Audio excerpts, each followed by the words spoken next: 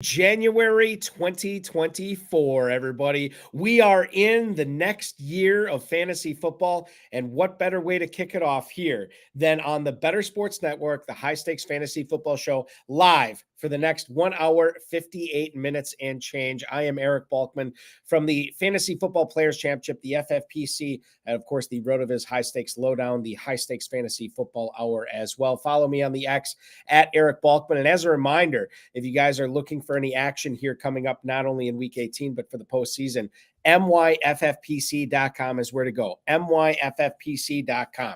Let's talk about the challenges that are live there right now. First off, the weekly challenge. No draft, no salary cap. Just choose 10 players or 12 players by Sunday's kickoff or Saturday's kickoff, as we have a Saturday weekly challenge this week as well, and watch them ride through the weekend's games. Remember, only one player per team, $35 to enter or $200 to enter. You can win up to $2,500. This is the exact same format as the world-famous FFPC Playoff Challenge, which is also live at myffpc.com right now. The FFPC Playoff Challenge, again, you're just formulating a team. You don't have to wait for a draft. You don't have to worry about a salary cap. You're choosing 12 players by kickoff of the first wild card game of the postseason, and you can watch them ride throughout the remainder of the postseason. One player per team. That's the slant. If you want to take Patrick Mahomes, you can't take Travis Kelce. You want to take Lamar Jackson, you can't take Zay Flowers. You want to take Brock Purdy, you can't take Christian McCaffrey.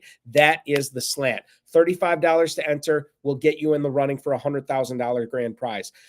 $200, if you want to enter it to the $200 level, you are eligible for a $500,000 grand prize. myffpc.com. myffpc.com is where to go for that. Shout out to our producer, Tyler Soto, the man behind the glass tonight. And let's welcome back onto the show, the D-Bro himself, at D-Bro_FFB, the Fantasy Pros savant, Derek Brown. Welcome back onto these airways. Derek, I got to tell you, I was looking through your Twitter feed. Unbelievable how many people have praised you for all the advice that you have given them throughout the regular season, all the advice that you have given them, with not only lineup submissions, but blind bidding, everything like that. And I got to tell you this, and we'll pour one out for Mike Tagliere, but a guy that you took over the primer for at Fantasy Pros and did a fantastic job. I got to tell you, regardless of how your specific teams ended up this season, man, your 2023 had to be awesome for all the people that you helped out at Fantasy Pros. Oh, man, it's good to be back, Balky. I mean, dude, we haven't talked since best ball season, man. It's been a minute. So good to be back. Missed you, buddy. Always love jumping on, talking ball with you. And yeah, man, it's been a good year. And we see in all the social media streets and everybody talking about, oh, you're not being transparent. You're not really helping people unless you're ROI and you're winning leagues. Dude, a lot of my leagues, I'll be real with people. A lot of my leagues I got smoked in this year. And that really comes down to I care more about the time that I put into our Discord, into answering questions, into the primer.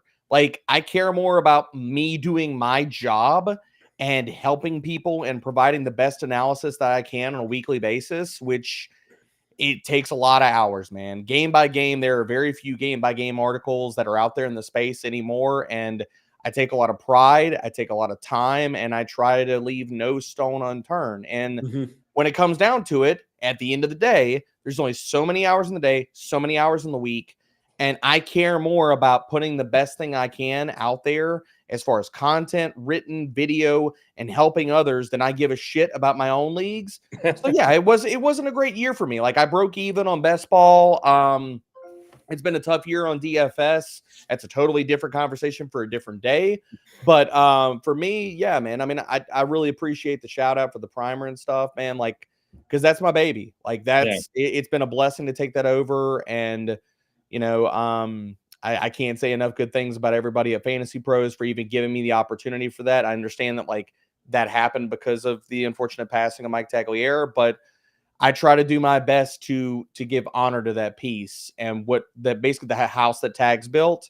I try to keep the paint nice and the walls are looking good. The baseboards are fresh, spring cleaning, and I try to make it good, man. So really appreciate that. Absolutely. Dom Gazzetti, who's already chiming in on Oh, YouTube. Dom. Love Dom. He said that you are honoring tags to the T right now. Means a He lot. said both of you guys, and referring to us, have made his life in general so positive since he started following and interacting with us. And Debro, what a godsend you are to Fantasy Pros. And I'll, full disclosure, you have been fantastic with, I mean, like prior to Fantasy Pros, during Fantasy Pros, like it's been awesome to have you on. And I don't want to turn this into a love fest because I know it's embarrassing. It's embarrassing to you. Nobody wants to hear it. But I will say this, Al, and this is coming up later on the show. So number one, for everybody who's tuning in right now, here's what we got on the program tonight. Derek and I are going to go over the latest in fantasy football. We're going to find out where Derek stands on certain players, including the Miami Dolphins running backs, Roschon Johnson. We're going to get into the Packers tight ends as well as Josh Allen. So that's just a taste of what we're going to get into. Hour number two, we're going to take a look back at 2023 and some of the more polarizing players. Think about guys like James Conner, Kyle Pitts, CJ Stroud, the players that made 23, and the players that could make 2024 a big thing. Think about Jaleel McLaughlin, Jackson Smith and Jigba, Zamir White.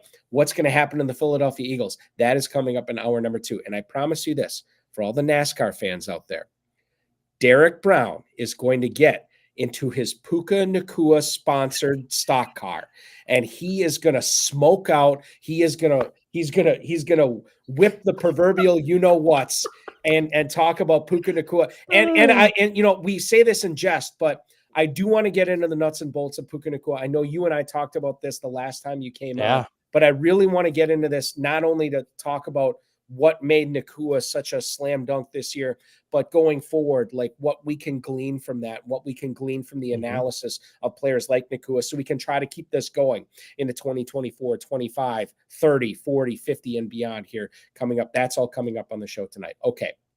Now, let's get into the first thing I want to talk about tonight, Jamaar Chase. He is limited at practice Wednesday. Now, as I told Derek before we went on the air tonight, a lot of this stuff that we're going to be talking about, we still care about Week 18. We still care about the playoffs, and obviously the FFPC playoff challenge is coming up. So we're going to get into that. But I think the biggest thing, if you're tuning in tonight, you are a hardcore fantasy football player, and we want to get you a head start on 2024. So everything we talk about tonight, we're going to have a little flavor towards 2024 as well. Chase, limited at practice Wednesday. I don't have the figures in front of me, but I do know he was going as a first or second overall pick a lot, mostly in FFPC drafts. Sometimes he would slip to the 3, the 4. I think I saw him at the 5 or 6 once or twice. I got him. Now I know we did 2 live drafts for the Fantasy Pros the Fantasy Pros Championship. I got him in one of those. I think it was at the 5 pick or the 6th pick. Like there you go. He dropped in some because Travis Kelce went ahead, and there was a few other guys that would bounce. Well, it was McCaffrey and Jefferson and Eckler. There's a lot of guys that could go and bump Chase down. So I think the interesting thing here, Derek, is to keep in mind 2 things. 3 things. Number 1, Chase is going to be healthy coming into 2024. Number 2, his quarterback, Joe Burrow, is going to be coming in healthy into 2024. And his number 3, his opposing receiver on his own team, T. Higgins, might not even be a Cincinnati Bengal next year. I'm kind of wondering your thoughts on Jamaar Chase as it goes to redraft leagues next year. Is this guy a player that you should be looking at in the top 2 picks again this year? What do you foresee in 2024 with a healthy Burrow, with a healthy Chase, and the fact that both of those players might be downgraded given the fact of their injuries here in the second half of 2023? I think Chase. Now, I just started for everybody out there. I just started my 2024 ranks too. Like right before we hopped on here, I'm plowing through 2024 ranks, and right now I've got him at wide receiver 4. But I think the biggest thing for Chase is he's a tier 1 wide receiver. Now, where you want to put him in tier 1 is totally up for debate. And the other guys in that tier, I think in the discussion should be CeeDee Lamb, Justin Jefferson, Jamaar Chase, Tyreek Hill, and I'll throw another guy in there. And people were, I'm not going to say they were low because everybody had him as a wide receiver 1, but Amon-Ra St. Brown should firmly be in that conversation as well. So looking at him, and I think there's actually still meat on the bone for Amon-Ra to get even better in the years to come. Because again, this year we saw more touchdowns. You saw the volume go up a little bit more. Detroit passed more. That offense continues to take more leaps and bounds, which I think it can. Then I think that those guys are my tier 1 wide receivers. Now, where they fall and where Chase falls, he should be a top 5 pick, basically. Top 6. So I don't think he's going to leave the first round in any format, whether you're talking about tight end premium or not. But I think Chase is going to be a locked-in first rounder. It just depends on what do we see for the rest of this Bengals offense. Like, I think there's going to be a lot of moving parts, Balky. Like, not only the T. Higgins stuff, but does Tyler Boyd come back? Does Andre Yoshivas step up as the wide receiver 2? Do they add a tight end? Do they add more skill players? Like, what does their backfield look like? Like, I don't think Joe Mixon's going to stay there. Do they give the reins to Chase Brown? Do they draft a guy, sign a guy? There's a lot of moving parts, and the Bengals got some cash in the offseason to address a lot of this stuff. But I think all of this to be said, the Bengals offense could look very different than what it looked like this past season. Yoshivas is a guy that I ended up picking up or put bids in on with my last waiver, fab run of the season. I ended up getting Yoshivas just because I think Higgins is gone, and Yoshivas, the fact that you can get him for $1 off the waiver wire, why not, and see what happens there. Agreed. Thomas Glaze, watching us on Facebook tonight, says that Jamaar Chase and CeeDee Lamb will be the number 1 and 2 receivers off the board. He thinks Justin Jefferson is going to get pushed back, and I don't think I have Jefferson on the rundown. So let's talk about that for a second. Minnesota Vikings. Okay, so I'll preface this by saying this. We're going to have the FFPC Never Too Early Best Ball Tournament going on probably in the next less than 2 weeks. People will be drafting for a 5-figure grand prize at that point. We won't know what's going on with the Vikings quarterback situation. At least we probably won't know what's going on with the Vikings quarterback situation. Could be Kirk Cousins, could be something else, could be a rookie. We don't know. Could be Russell Wilson. I've heard that too. Russell Wilson to the Vikings. Who knows? Who knows? I don't think it'll be happen. I don't think it will happen. But as I always say, Derek, there's a non-zero chance of anything. So we will see what's going on there. Justin Jefferson was in a lot of leagues the de facto 101 pick this past year. Where would you be comfortable if you were drafting in the next 10 days? Where would you be comfortable drafting him? Is he still a top 3 or 4 pick? Would you let him slip past the top 6? Would you let him slip out of the first round? I've got Justin Jefferson as my wide receiver 2, and I've got him as the 3rd overall player right now. So he's not slipping off of my board. And just for everybody out there, I don't want to bury the lead. CeeDee Lamb is my wide receiver 1 right now. I think that there's – how can he not be? I think that's what you were about to get to, Balky. But it's true. How can he not be? I mean, nothing's changing for CeeDee Lamb. Dak Prescott's coming back. Brandon Cooks, maybe he's back, maybe he's not. But this is all it comes down to. CeeDee Lamb is the new Devontae Adams in Dallas. He's that freaking dude. And we could see another iteration, another step even for CeeDee Lamb. I've always had it in the back of my mind, if Dallas committed to really feeding the ball, and we saw that since week 8, he could have a Cooper Kupp in his prime-esque season where he threatens for 2,000 receiving yards. And that might sound crazy. And if that does sound crazy to you, go look at what he's done over the back half of this season. It's not crazy at all. And you have an MVP candidate throwing to him in Dak Prescott. Yep. The big thing is, as I look back on this season, I invested in Lamb in a decent amount of leagues. Nothing crazy high, nothing crazy low. And I wish it would have been crazy high on him. The thing that stopped me from being invested in CeeDee Lamb and Tom was the departure of Kellen Moore and the fact that they brought in, who was it, Schottenheimer that they brought in as the OC? Yep, Schottenheimer. Yeah, yep. And so I was like, okay, well, clearly I know what Mike McCarthy wants to do here. And sometimes what the head coach wants to do trumps the talent and trumps what the team should be doing. Didn't really make a difference because Lamb had a fantastic season this year. And that's why I regret not going heavier in on CeeDee Lamb. And next year, now you're paying a premium on him, Derek. You are. And I wanted to throw this up too, Balky, for anybody that's going to push back and say I'm being hyperbolic about CeeDee Lamb, about the 2,000 yards. I just want to throw this to everybody's brain hole right now. Because I had to look this up off the fly. Since week 8, if you paced him out, and we're talking about a 10-game sample here, so it's not 5. I'm not doing any kind of crazy wackadoo math here. Right. 10 games.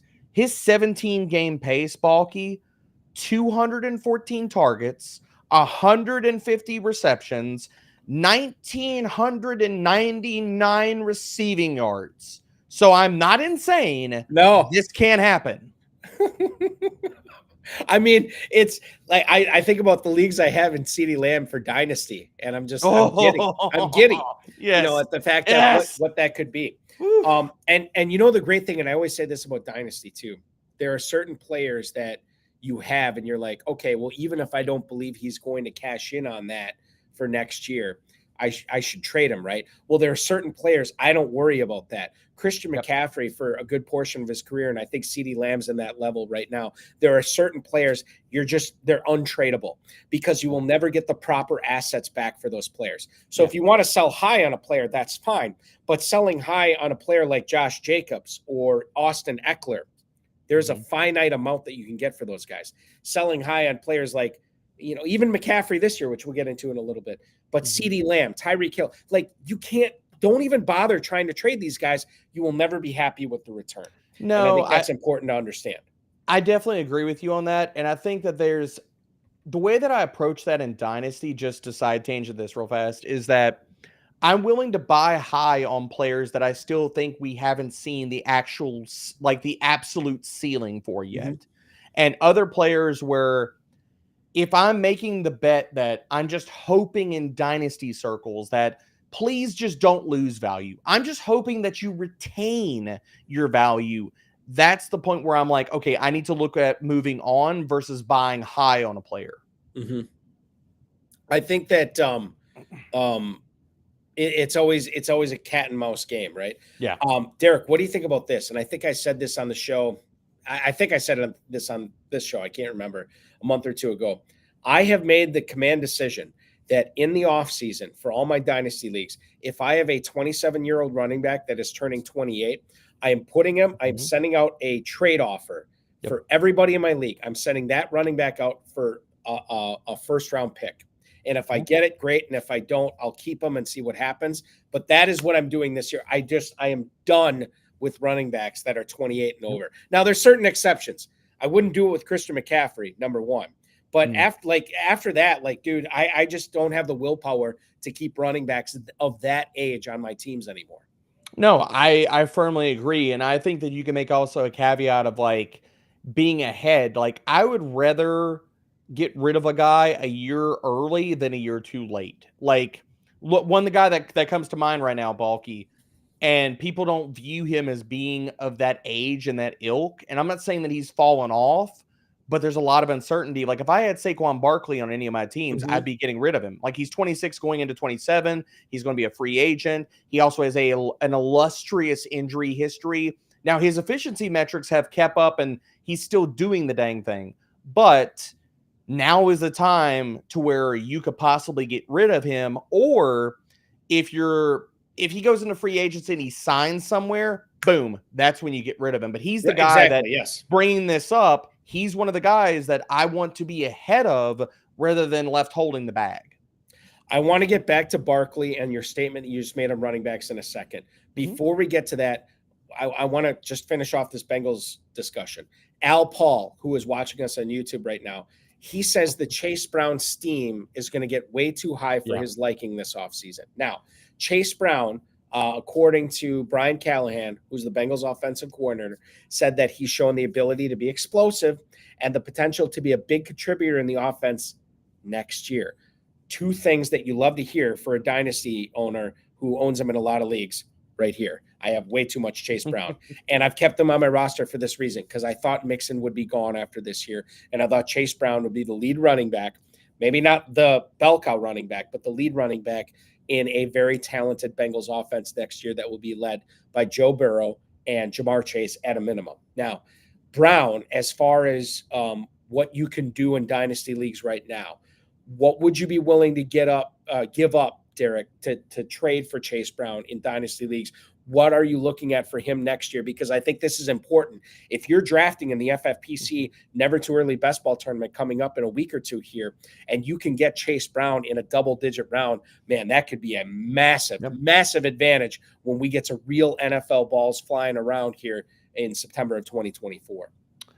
To acquire him, I probably wouldn't give up more than like a 24-second. But the problem is that with those comments hitting the airwave, and then he's had some explosive plays down the stretch, people they're not going to be trading him away for that. They're probably going to hold. And so right now, I think if you're trying to get Chase Brown, it's probably not the best time to try to get Chase Brown, because Cincinnati is probably going to bring in another back. Like Chris Evans, Travion Williams are not they're not going to be it for a backup. Even if Chase Brown's going to be the guy, there's the likelihood that Cincinnati's going to add somebody else. Now, whether that's a veteran component or whether that's a guy in the middle rounds of the draft, I wouldn't be trying to go out and trade for Chase Brown, because I think most people, to get him in a trade right now, you're going to have to overpay. And for me, he's still a dice roll.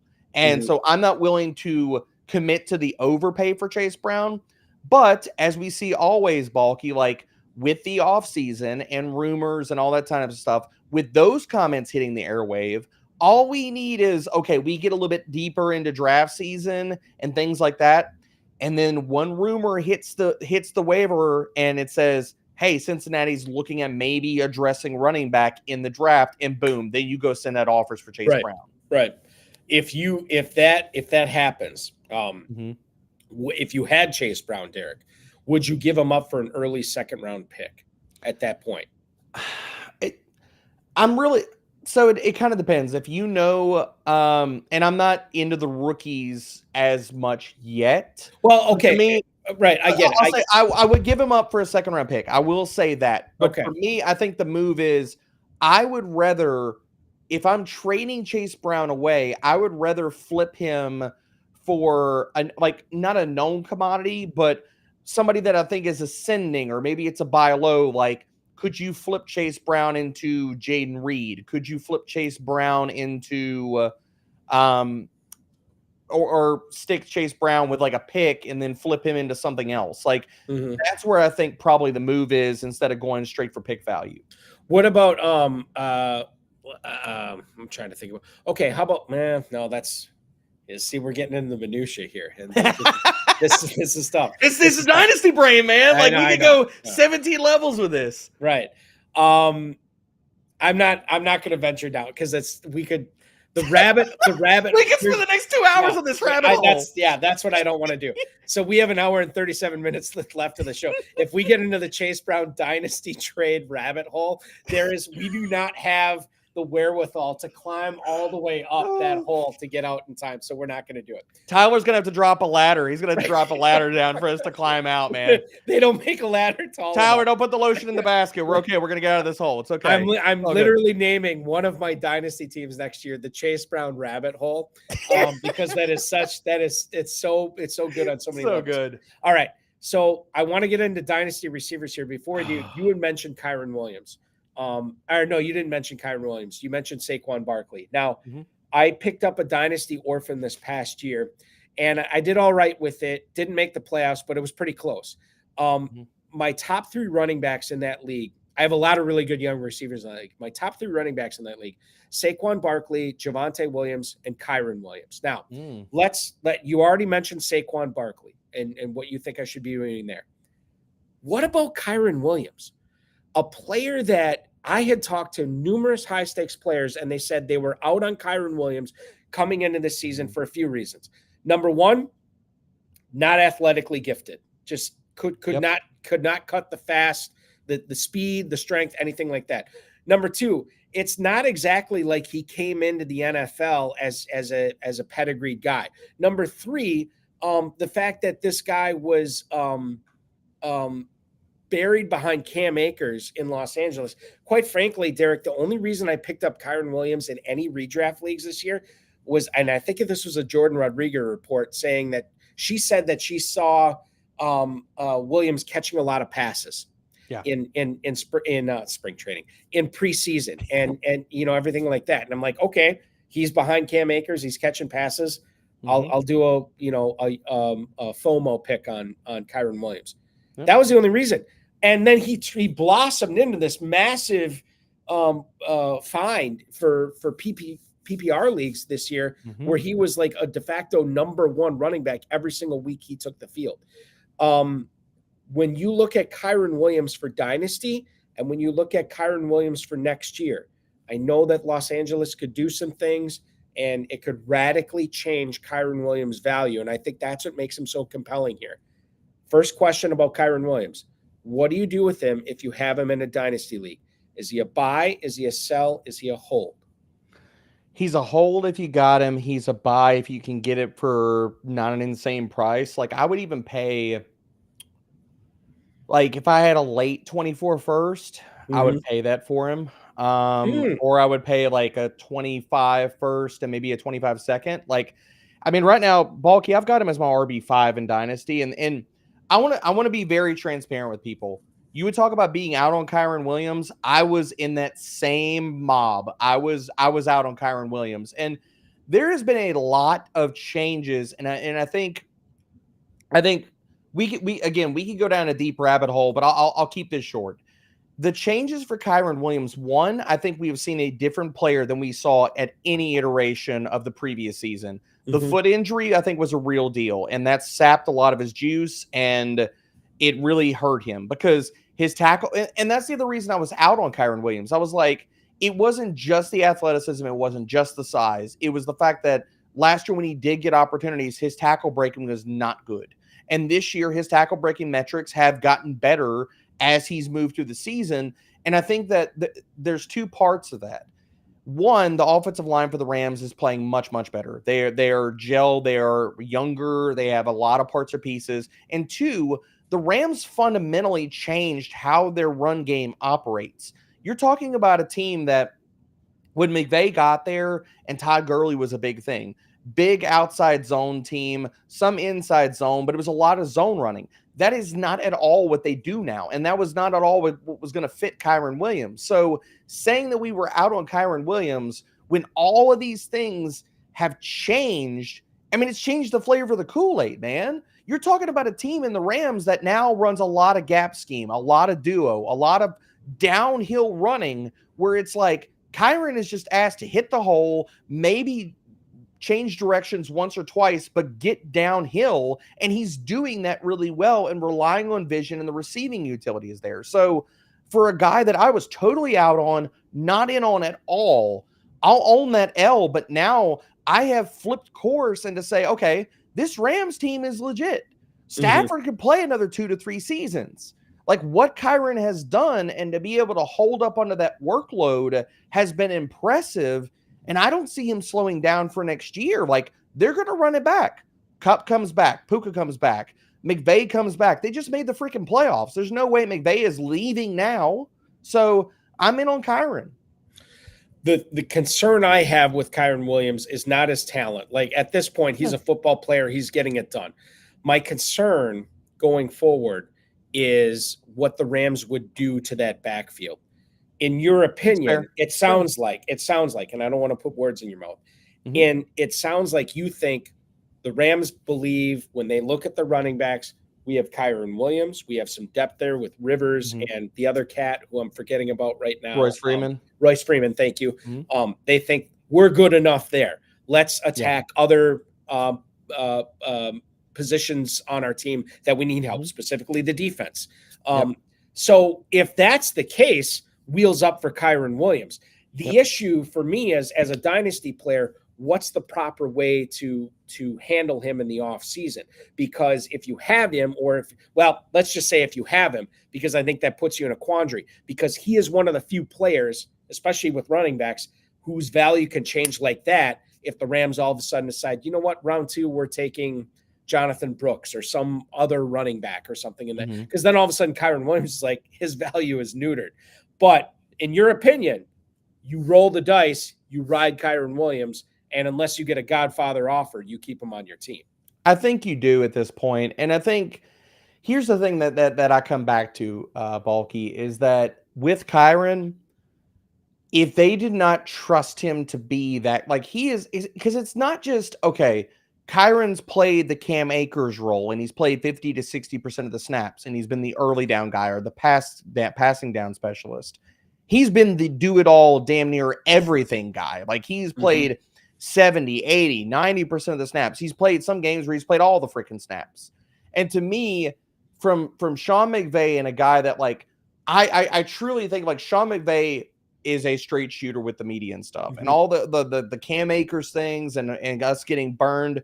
How many other iterations have we seen Sean McVay, like, be extremely transparent? Like, hey, I like Kyren Williams. Hey, Puka's actually the guy. Hey, Tyler Higbee is playing extremely well, and we had that stretch of Tyler Higbee way back when. Like, there are, I think Sean McVay is one of those coaches we can kind of, like, read into the coach speak and believe him. And with Kyren, if I had seen him play a Cam Akers-esque role, and it wasn't, he is the Todd Gurley, he is the dude, I would feel much more about it. But right now, this is a team that has so many other needs. And do they probably bring in another running back? Sure. But I don't think that that's to usurp Kyren, because Kyren's done nothing to play himself out of the role. Right. And the other part about that, Balky, is, like I talked about all the run game scheme changes and stuff, those changes were made to conform to what Kyren does well. If you don't believe that he's the guy that you fundamentally build your rushing offense around, why do you change all that for a guy you're going to replace? Exactly. That's a great point. And I think the other thing to keep in mind, and Dom Guzzetti puts this pretty good, like my thoughts on this in the YouTube chat, is it's safe to say if the Rams don't take a running back with their first round pick this year, which I think is right now slotted to be 22nd, is Kyren Williams a safe workhorse running back for next year? I'll answer this before you can. Now, here's the thing, Derek. You and I disagree with this, because if the Rams take a running back on day 2, round 2, round 3, whatever, all of a sudden it becomes cloudy for me again with what they believe they're going to do as far as the running game goes next year. If they wait until day 3 and take somebody, whatever, then I feel much more confident with Kyren Williams. But to me, anything in the first 3 rounds, I do have some red flags in my mind. Okay, Kyren Williams might be the 1A, but is he the one? I can't go that far at that point. Yeah, I mean, if they were to take a running back in the top 3 rounds, then I would have a little bit more worries about it. But I don't foresee them doing that. I don't either. Yeah, and that's kind of where I'm at with them. Like, I don't foresee them doing that, because I don't think they're going to invest the draft capital. And now you got me pulling up 2024 picks. Like, the Rams got they have their first, second, and third round picks. They don't have a 4th round pick. So if we get through the top 3 rounds, we're safe. We're safe, because they don't have an early day 3 pick unless they lump like 2 of these round 5s to go up into the 4th round. But again, I don't think it's going to happen, man. Like, I think that they have a bunch of needs to address. I think that they probably are in the market for a corner. Definitely a corner. Probably corner or a tackle in round 1, round 2. Yeah, I think, like, they probably address, like, if they can get a keystone, like a true left tackle in the first round, then I think they do that, and they address corner in the top 2 rounds. That's at least in my mind's eye right now, and not doing a lot of, like, draft prep yet. That's where I could foresee them going. Dom brings up with Charbonnet going to the Seahawks in round 2 this year with Kenneth Walker already there. Tank Bigsby, who I believe, was he a round 3 or a day 3 pick? I can't remember. I think he was a round 4 guy, but round 4. Okay. All right. So, and then you think about, like, well, it didn't really affect Walker and ETN. Okay. So let's talk about this here for a second.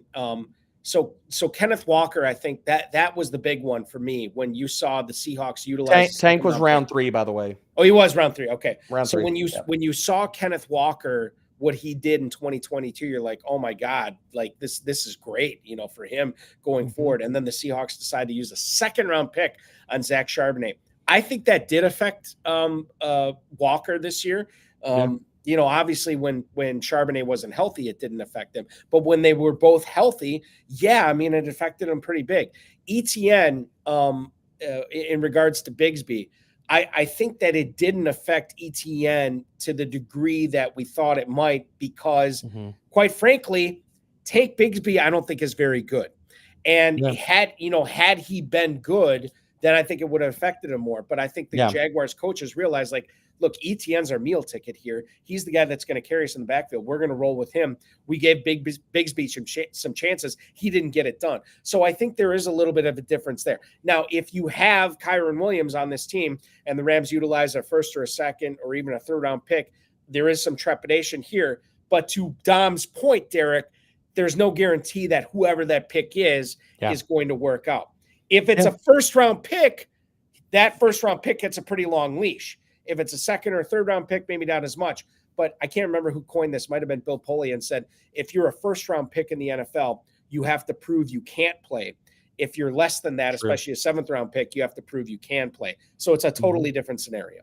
Yeah, no, I don't disagree at all. And the other part that I'll make here too, Balky, is at least from the slim work that I've done so far of this draft class and stuff, I don't think that there's a running back out there that's going to get into the first round. And totally there might not even be one that gets into the second round. We'll see. And again, I'm super early on rookies, but there might not even be a running back that gets into the high second round. So really, we're talking about maybe this is a class where it's a lot of round 3, round 4 guys. And if that's the case, then that's the capital. And the Rams do invest, like say they trade both their 5th round picks and they get up into the 4th, they draft the guy. That's probably more or less looking at, okay, Royce Freeman was signed off the street, Ronnie Rivers, again, UDFA and stuff like that. That could be more of, okay, we did deal with last year of Kyren went down for a few weeks and we kind of had to patchwork all these like misfit toys together to have a run game. What are we going to do if anything, if Kyren were to miss any time?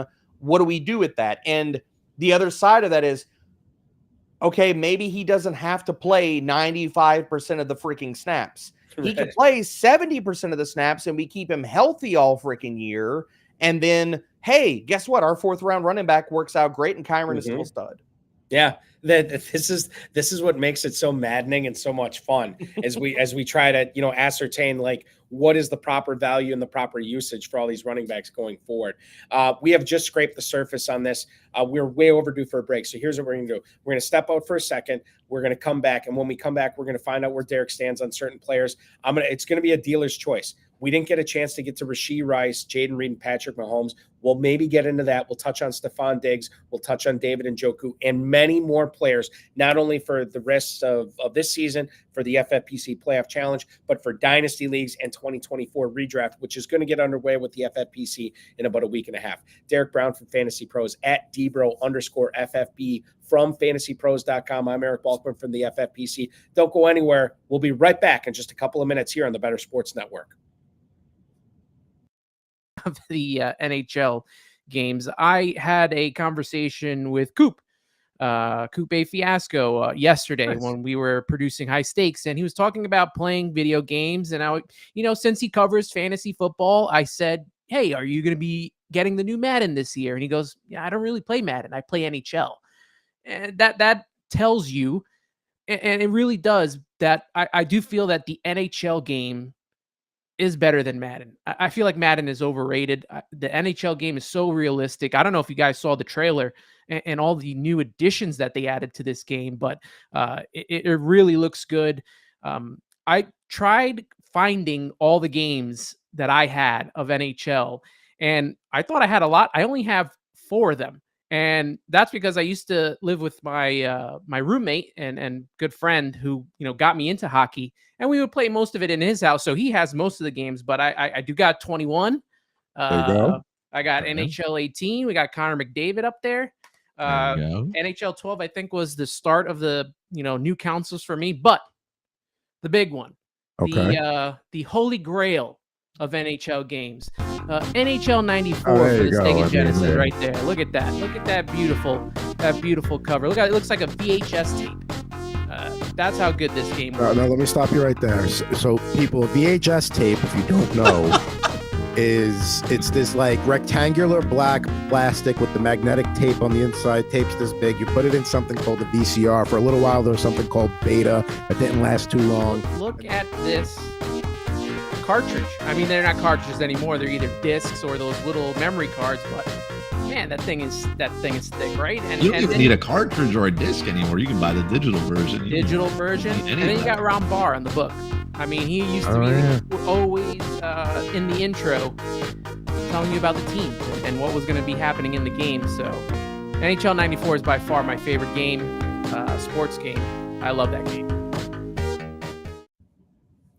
Welcome back to the High Stakes Fantasy Football Show here on the Better Sports Network for January 4th, 2024. I'm Eric Balkman from the Fantasy Football Players Championship, myffpc.com, the High Stakes Fantasy Football Hour, and the RotoViz High Stakes Lowdown, being joined by the Fantasy Pros Wunderkind, Derek Brown, at Dbro_FFP.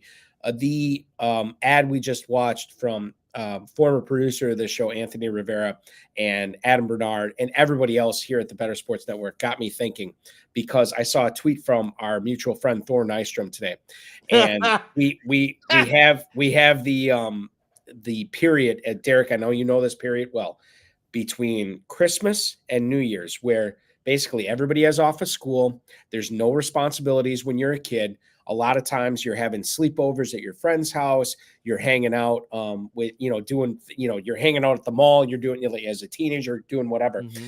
And Thor had a post, and I can't remember who actually posted this originally, but he was basically quote tweeting the tweet and said, I remember I would play 200 plus games of NCAA college football between Christmas and New Year's every single year. And it was one of those instances. And sometimes I just get flashes like this where I don't think about something for 30 years or 20 years. And all of a sudden, just a tweet like that, and everything comes rush. It was unbelievable. And I was that kid who was playing all these games and video games and doing whatever in that 1 week. And you don't even remember it, I'm 44 years old. I don't remember stuff like that because it just all goes by like that. It all blurs together. But my God, what a time it was. And my kids, I got a 10-year-old and an 8-year-old at home. And what a time it is right now for them. They just went back to school on Wednesday after the holiday break or whatever. But what a time it was to be a kid, where it was a free for all, man, back in the day. I love it. I love it, man. And I mean, I won't be ashamed to say, shoot, in my late 20s, I was the same way with even Call of Duty. I was the guy at every Call of Duty release where they had the midnight release, and you go line up at the mall at GameStop to get Call of Duty. You buy the pack of Code Red to get all the extra Call of Duty points and stuff like that. Dude, I would stay up, and this is after I had kids. I would stay up to 4 a.m., 5 a.m. playing it for 8 to 12 hours straight. My wife would get up with the kids, and I'm like against Kyler Murray, obviously. Right? Yeah. Yeah, man. I used to be deep in the weeds on Call of Duty, but another time I've got to catch up on video games. But that was it takes me back, man, because I used to I would play the entire time and just pull an all-nighter.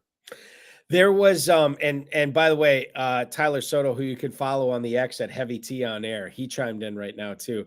Some of his fantasy winnings this year he's using. And by the way, shout out to him, who said this show helped him win all these leagues that he had this year, which is awesome. But he's using some of those winnings to get the NFL Blitz arcade machine. And it's been one of his favorite sports games of all time. Now, regarding NFL Blitz, this was I'll do the Wayne's World thing here to really date myself. Right. Yeah, exactly. So we'll do that. When there was arcades at shopping malls, right? Mm-hmm. So you get okay. I'll take this even deeper. I'm a big craft beer guy, Derek. There is a craft beer out there, and I forget who makes it now, but it is an Orange Julius inspired smoothie sour, right? Now you think about Orange Julius back in the day, you'd go to the mall and you would get your Orange Julius. You would go to when you're in high school and you're trying to impress the ladies, you get the samples of the cologne, right? At Macy's or JCPenney or whatever it was, you get the same, but you get your Orange Julius, right? And then you would go and you would play in the arcade. You would, you go into Lids or whatever, Foot Lockers and Lids. And so Sam Goody's, baby. Sam Goody's back in the day. Sam Goody. That's another perfect example. Yeah, we're dating ourselves, man, but I'm here for it. I'm so here for this. So I'm reading the description of this craft beer can about getting the Orange Julius and then doing and it was something to the effect of go to Pocket Change, go see a movie, but remember your mom's picking you up at 7:00 at the front of the mall, and don't be late. Right. You don't be like wandering stuff. And so I was thinking about this. I'm like, God, this takes me back where you would go in and you would go to Pocket Change. Pocket Change is what it was called at the local Northeast, Appleton, Wisconsin, Northeast Wisconsin mall here. And you would go into Pocket Change, you'd play all these video games, you'd see a movie. And I'll tell you this real quick. I saw a double feature like my sophomore year of high school. In the same day, I saw the original Scream in the theater, and I also saw Beavis and Butthead Do America. It was like the greatest 6 hours of my life, where I saw both of those back to back. But getting back to what Tyler was saying with NFL Blitz, I would go in and I would play 3 games. Okay, now 2 everybody's heard of. It was NFL Blitz, and then there was Run and Gun. Remember Run and Gun? I do. It was like NBA Jam, but it was like 3-dimensional, and they didn't have the NBA licenses. I would play that, and then there was this Aerosmith game. It was like a first person. You remember that? Yeah, and they play Eat the Rich, like in the middle. Yes, exactly. Yes. So those were the 3 I played all the time, and then I'd see a movie with my friends, and that would be my Saturday night. And so Tyler is taking me like back a great there. Saturday night to me. God, it was great. It was fantastic. Dom Gazzetti chiming in the YouTube chat. We had an arcade called Nickel City. Literally all the games took nickels to play. And there was always a crowd around NFL Blitz with everyone's nickels on the coin block declaring who was next. I loved NFL Blitz. NFL Blitz was such a fun game. Love it. My 2 favorites. I loved Blitz, and I'll go back. That same era, I loved Blitz, and you can actually.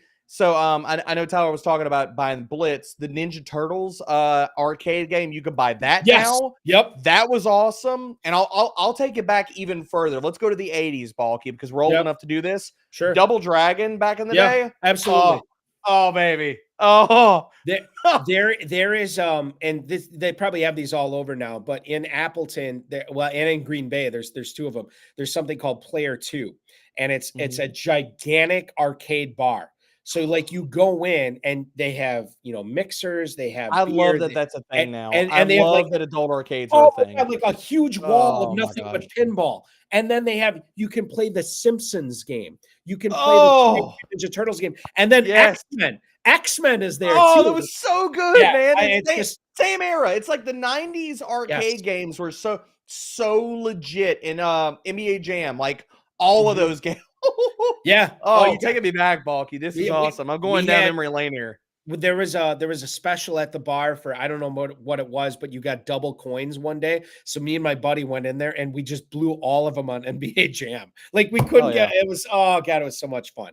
Dom Gazzetti, next time you guys come out to Vegas, hit me up. There are local spots here. You can play all these 80s, 90s arcade games for free. Dom. Done. Dom, I will be there. Maybe sooner, but at the very latest, I'll be out there in September for the FFPC live draft. Maybe you'll be out there. Yeah, I'll be out there for sure for that. Okay, my God, we have to get back on the level. Were there football somewhere in here? It's so terrible. It's unbelievable.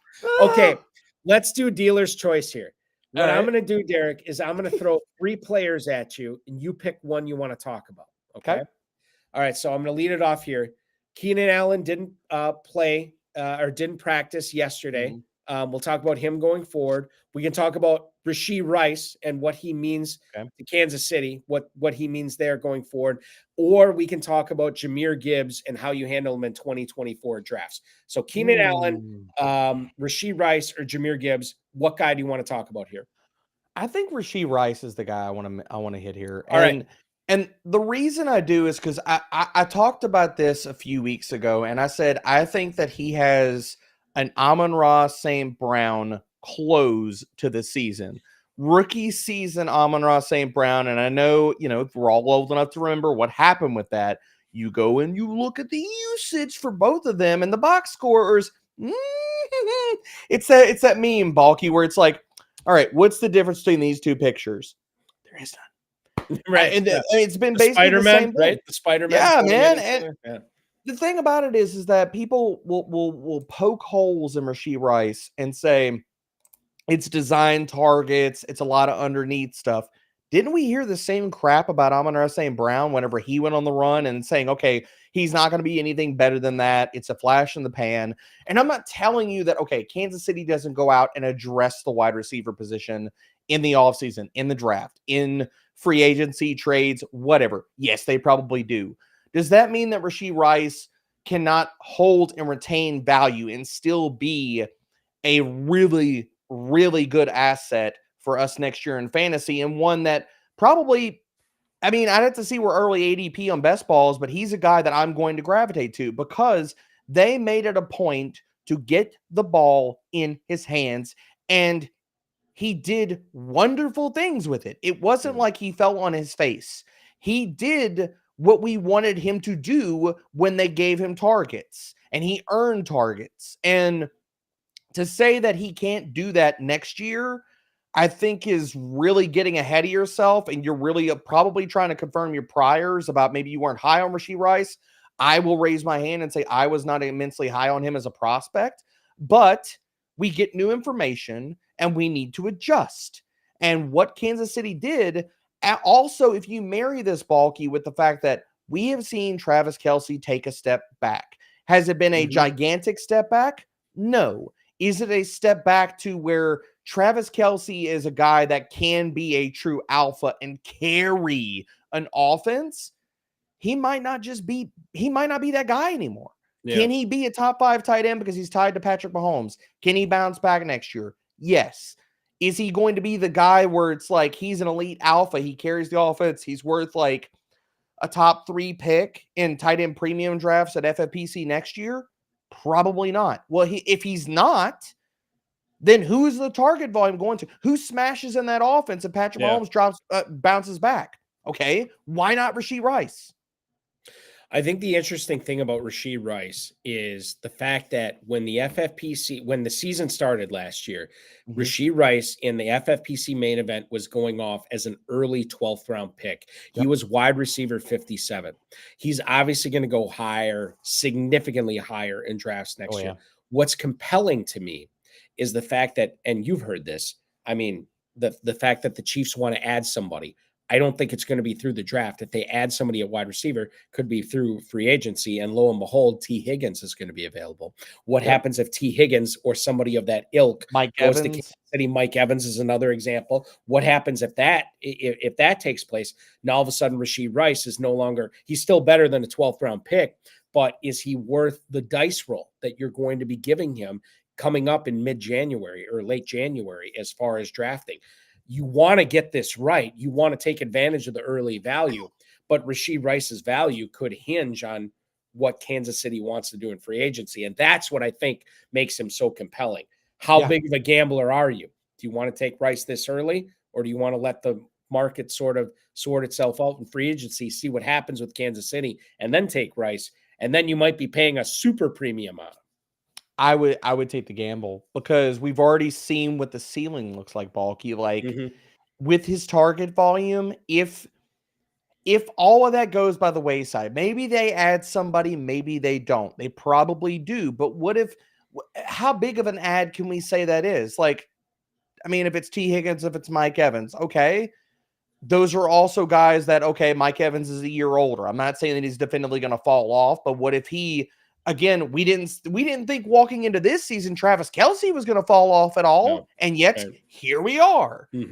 I'm willing to make that bet on Rashee Rice because here's the thing: I don't give a crap about the floor.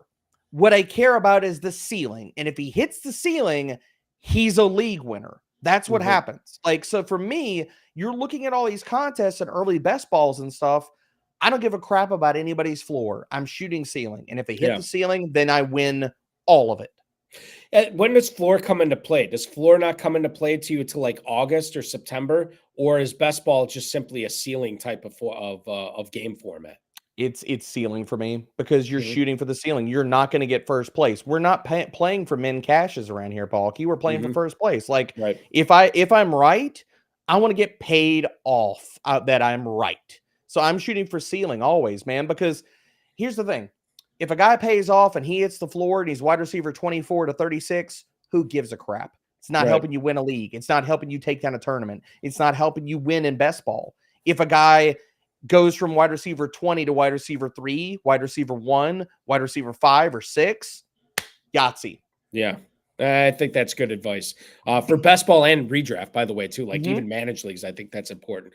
All right, let's do Derek's choice here once again, and I'm going to shift to the tight end position. Let's talk about one of the following: TJ Hawkinson and where you would be taking him going forward in 2024 drafts, knowing the ACL. Tucker Kraft versus Luke Musgrave for the Packers, not only in 2024, but for Dynasty. And then the sudden emergence of David Njoku and what he's been able to do in Cleveland and where he finds himself in the upper tier elite tight end discussion in 2024. Hawkinson, Kraft Musgrave, or Njoku? Derek, what's it going to be? Hawk, I'm going to bypass. Njoku, I think the case has already been made to what we've seen out of Cleveland. Balky, you're setting me up to talk about Tucker Kraft, and I'm not gonna dodge it. I'm not, man. Like Tucker Kraft, I've been out here and people go check the receipts. You can check the receipts. So go look at it. I said from draft prospect season, from the time both of them were drafted, I said Tucker Kraft and Luke Musgrave was going to be a Hayden Hurst and Mark Andrews situation. And what the hell have we seen, Balky? What's happened? Luke Musgrave got tons of opportunities to open the season. What did he do with them? Not a whole lot. He was okay. He was okay. He had tight end 1 top 10 type of usage. That usage profile was there, and yet he did nothing with it. Tucker Kraft has come in and played 90 or more % of the snaps every single week. He has been a tight end 1 in fantasy in multiple weeks since he got that starting job. I want to say, and I wrote this up in the primer, like for this week, he has been a guy who has been demanding targets. I'm going to pull this up because I don't want to get it twisted. Since week 13, Tucker Kraft has had a 16% target share. He has produced 1.8 yards per route run.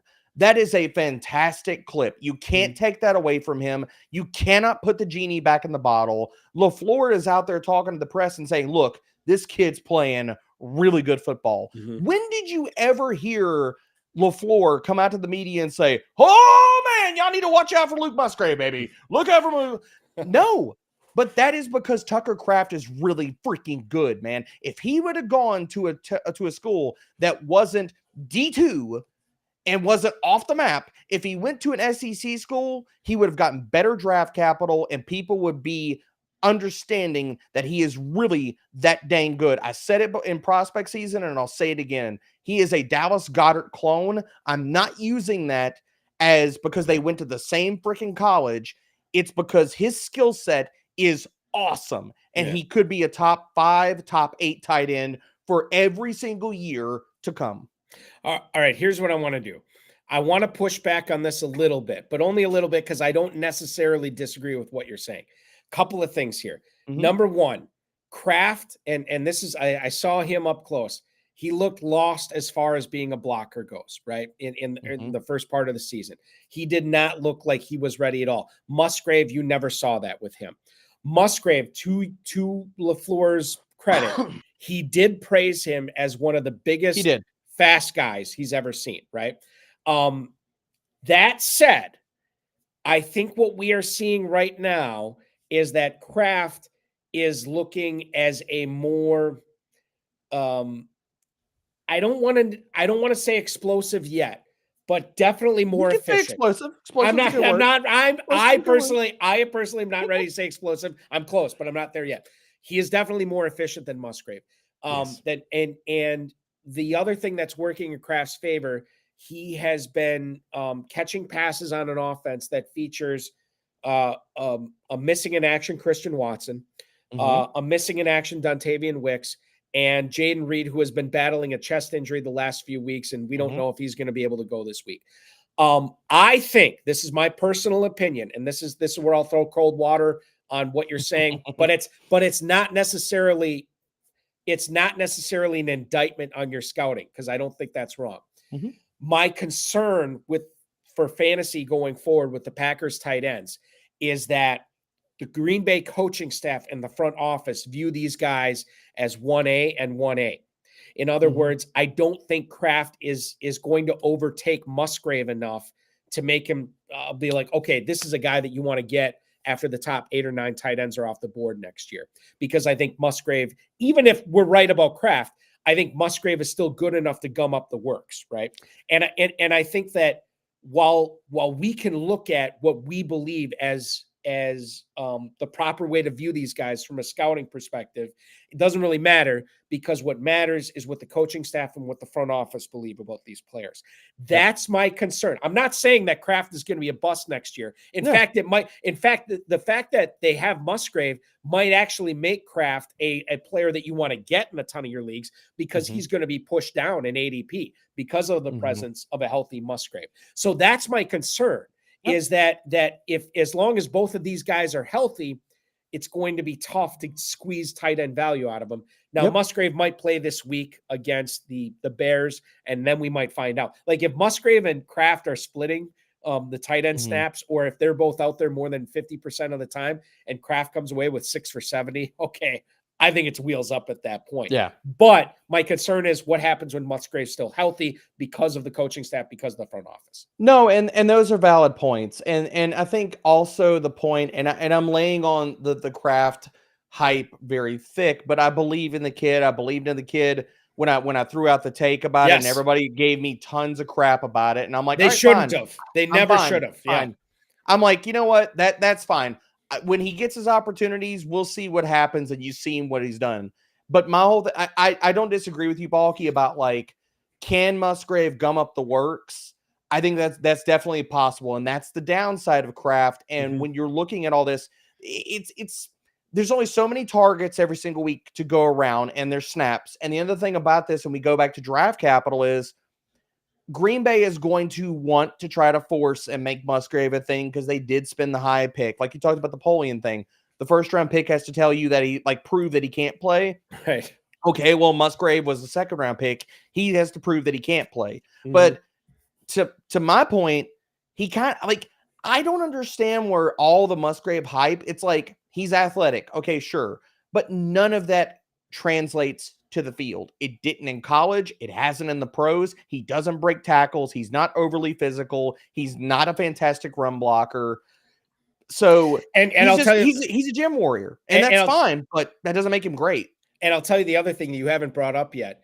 Nobody complains about Tucker Kraft dropping passes. That is a huge thing that people have complained about with Musgrave, be it in college at Oregon State. Musgrave, all hype. No production. Right. And that's the thing. So it's like, so there is a lot to be said for Kraft. Even if, the thing is, we're not talking about this if they take Kraft in the second round and Musgrave in the third. No, we're not talking. No, this isn't a thing at all. Then it's Tucker Kraft wheels up, and everybody's talking about him as the discount Sam Laporta. And a potential top 5 tight end next year. Like, that's what we're talking. But we're not talking about that because of. But that muddiness can give us value, Balky, and tight end premium. That's the point. That's the point right there. Yeah. So, like, we should thank Luke Musgrave for driving down Tucker Kraft's price next year, basically. Is what we're looking at. All right. I'm glad we cleared that up. Yeah, we got to it eventually. We are an hour into the show, and I feel like we've talked about 4 players. It's insane. Like, how we got a lot of good arcade talk in there. I mean, come on, for the people. The NFL Blitz people are happy. The NBA Jam people are happy. We're going to make some more people happy coming up in hour number 2. We're going to find out where Derek stands on certain players. We still have not talked about Stephon Diggs. I want to get into that. And while we're at it, let's talk about Josh Allen. We'll also talk about a look back at 2023. Let's talk about Tony Pollard and what happened. Let's talk about CJ Stroud and what we missed on that. And then we'll take a look ahead to 2024 as well. At Dbro_FFB from Fantasy Pros. He is Derek Brown. I'm Eric Balkman from the FFPC. Don't go anywhere. We'll be right back on the Better Sports Network right after this. The Bears have to be one of the most inept franchises of any sport I've ever seen in my entire life. And they share the city with the White Sox, who are also inept. Like, that is how bad the Bears are. I just don't understand how you can go your entire existence and the quarterback that wins you a Super Bowl is Jim McMahon, you couldn't find anybody else. They don't have a good history with quarterbacks, but they let him be the quarterback for a long time too. Deshaun Watson and Patrick Mahomes right there. And you drafted Mitch Trubisky. They were right there. I there's a lot of pain in being a Falcons fan. The Bears are one of the teams I could argue they might have it worse, and they have a Super Bowl. And when the best quarterback in the past 50 years is Jay Cutler, you have a problem. That's so funny that you just said that. We were talking about Jay Cutler the other day, me and my friend, and I was like, yeah, he was on, because we were watching the Colorado Rockies game against the Giants, and it looked like he was behind the thing. I was, yeah, well, he played for Denver most of his career. We looked it up. Chicago let him be their starting quarterback way too long. Here's the thing too, is that Jay Cutler wasn't bad. Like, he was erratic. He wasn't terrible, though. The poor man's Brett Favre. I'm taking him over Justin Fields. I'm sorry. I would. But Jay Cutler led that team to an NFC title game. Yeah. That they lost to Green Bay. But he's gotten farther than anybody else. You want to know who the other starting quarterback was for the Bears in the other Super Bowl appearance they made? It was Rex Grossman. What are we doing out here?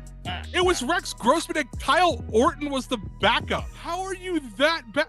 Bro, oh my God. Listen to the top 5. According to Football Reference, the top 5 greatest Bears quarterbacks of all time. Jay Cutler, number 1. I can't believe it. Sid Luckman, who last played in 1950, is number 2. Jim Harbaugh is number 3. Jim McMahon, the Super Bowl winner, is number 4, and he played there for 6 years. And Mitch Trubisky, is number 5 on the list as terms of passing yards go. 7:07 Central Time, 8:07 Eastern. Welcome back to the High Stakes Fantasy Football Show here on the Better Sports Network. I am Eric Balkman from the High Stakes Fantasy Football Hour, the RotoViz High Stakes Lowdown, and of course, the Fantasy Football Players Championship. MyFFPC.com is where to go for that. Bringing you tonight by with Derek Brown from Fantasy Pros at Dbro_FFB, talking 90s mall stories, everything, arcades, it's been insane tonight, the stuff we've gotten into, for sure. And I want to remind everybody too that not only are you going to get Orange Julius and arcade conversations tonight, you can also get a Fantasy Alarm All-Pro subscription, unlock all the content for all sports, including annual draft guides, one-on-one expert access in the Discord. You can analyze matchups and trends in your leagues with the League Sync. There's a lineup generator integrated with Fanjections. You get daily rankings, weekly rankings, the value vaults and their position coaches, waiver wire ownership percentages, projection stats and tools. Build better lineups, guaranteed get access to everything Fantasy Alarm offers all year long. Use promo code LOCK at fantasyalarm.com/lock. That's fantasyalarm.com/lock. LOCK is the promo code there as well. Wow, what a first hour it was. I think of no better way to open up hour number 2 than a long and storied discord, a sermon, if you will, on Derek Brown talking about Puka Nacua. I don't think there is, and I remember, and I'll tell you this right now, Derek. I don't know if I told you this privately or not, but you were the reason that I drafted Puka Nacua in a ton of my dynasty rookie leagues, in the 4th round. Because in the 4th round, I never know who to pick anyway. And you were pounding the table for Puka Nacua this past year, pre-draft, post-draft. What was it about Nacua? And listen, I don't want to put words in your mouth. Were you really expecting the level of Nacua performance that you got this year? Because it blows my mind. No. And now I just want it every single year. I need to know who that guy is every single year now that I'm going to take in the 4th round. It's going to take me up. I play in a dynasty league with a guy who traded all his first and second round picks, or both his first and second round picks away. And he came up short in the championship game this year, but his third round pick was Tank Dell and his fourth round pick was Nacua. So he lived off this nice. Whole year long. Talk about Nacua. What did you see pre-draft from him that struck you as this is a guy you need to get? And tell us a little bit about how we can, I know you can't put this on future players in the 2024 draft yet, but tell us a little bit about what you saw in Nacua that you can sort of take to the bank in future player evaluation from not only the Senior Bowl, but just college players in general. I mean, all of his numbers jumped off the page, and I was pulling up my prospect write-up for Puka, and for me, it comes down to process, Balky, and like when I was looking at not only watching his film, because so every prospect, my top-down approach is I look at certain stats, a lot of that being not only dominator, breakout age, usage, yards per route run, a lot of those different metrics. And that's really what's put me on a lot of these guys in the last few years. Like I pushed back against consensus and people saying Christian Watson was going to be a bust in his rookie season. And then we saw what he did. Now, unfortunately, he hasn't stayed healthy throughout his sophomore campaign. But Puka, it was a combination of all things, Balky. It was the fact that he transferred in college.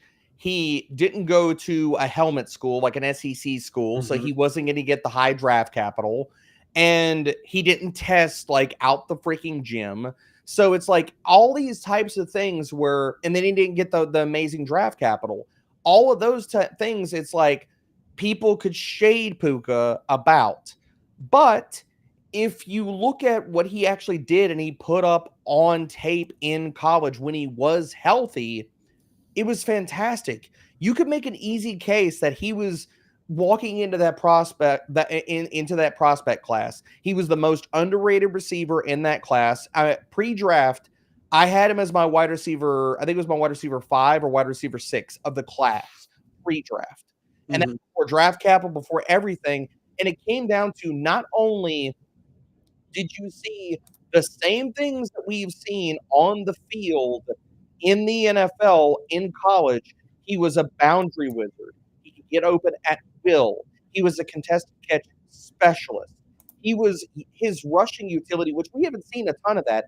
I caught my actual comp for him was dollar store Deebo Samuel.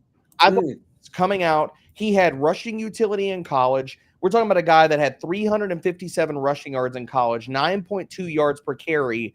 And the real thing, like outside of all these different metrics, his final 2 seasons in college amongst a sample size of, in these singular years, 286 FBS wide receivers, 251 FBS wide receivers. He was second in yards per route run and 6th in yards per route run. We're talking about a guy who, in that metric, was top 10 in his prospect class. I mean, what's not to love? Right. So all things lined up, man. I think the thing that you haven't touched on is the fact that everybody else, I don't want to say they hated him, but nobody else was loving him. So you didn't have to pay a premium anywhere to get him. Agreed. In a ton of leagues, he was undrafted. You know, Dom Gazzetti is pointing out he was in 7 redraft leagues and he got Nacua in 5 of them for 50% of his fab budget. And thanks to you. And so I think that's the thing that we will continue to praise because that is, it just doesn't happen. You don't have players like this come in and have the impact that Nacua has this year. And I think that's what's so crazy about it. As much as I love Puka, I will be perfectly transparent here, Balky. Did I see him possibly setting single season records as the best, arguably the best rookie season ever for a wide receiver? No. Did I think that he had the upside to be a wide receiver 3 in fantasy because of the situation he was walking into? Yes. And I think that's the important thing. It's like these are moving pieces. They are moving parts. Like everything is fungible. Everything is always changing. And I remember towards the end of drafting season, when I'm seeing Nacua now being drafted as a 17th, 18th, 19th, 20th round pick by these high stakes guys, that are ponying up $2,000 for a shot at $1 million in the FFPC main event. I'm like, okay, I think this Nacua thing has legs, and then at that point you're going back and you're saying, okay, how many teams do I have Nacua on? Because I think this is going to be great. And it ended up being great. Let's talk about James Conner here for a second. James Conner is a player that by and large has never been, I think maybe 1 year he got pushed up to like being like a top 8 drafted running back. But outside of that, he never really is up there. He is under contract. Now, I should say this.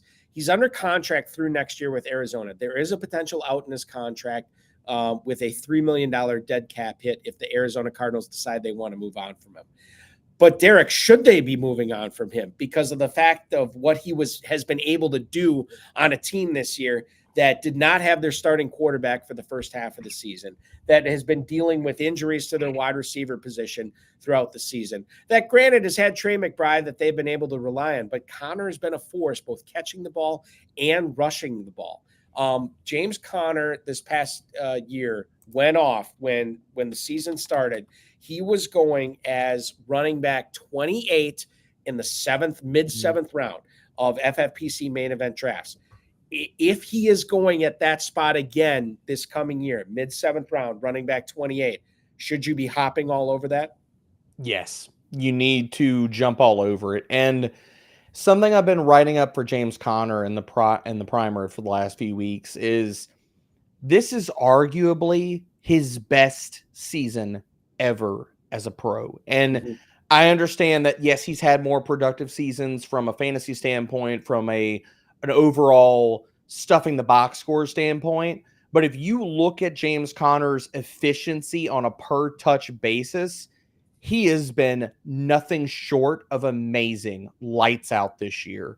We're talking about a running back, Balky, right now. And I understand the age and the injury and the health concerns and stuff like that. But we're talking about a running back that has shown no decline right now amongst a sample of all running backs with at least 50 or more carries. And we're talking about 60 plus running backs. James Conner is 12th in explosive run rate. He's 7th in missed tackles forced per attempt. And he is 8th in yards after contact per attempt. That is a top shelf running back any way that you splice it. So if you're telling me we walk into draft season next year, Balky, and I'm getting a discount and the risk of, okay, the Arizona offense, okay, the risk of his health stuff, okay, the risk is all baked into his ADP, but none of the upside is, he'll be up there with my most drafted players if he stays there. Yeah, and that's the thing too. It's just like at that point in the draft, do you really need him to be a top 5 or top 10 running back? No, you just need him to be top competent, which is right. He's been able to do over the course of his career. He's another guy that has always been a player that nobody's excited to draft him, but they select him when he's still out there as their number 3 running back, and he comes through every single year. And I'm putting my money where my mouth is. Like these ranks that I'm working on right now that will be on live on fantasypros.com for 2024.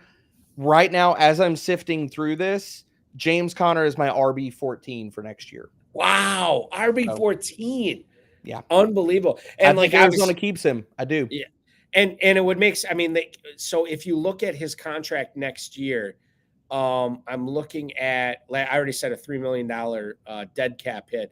$8.5 million is what he's looking at as far as a cap hit next year. So he is technically affordable, and we'll see what happens going forward. Dom Gazzetti, he was 15th overall in points per game in his league. Yep. So it makes sense that James Conner is an undervalued guy every single year.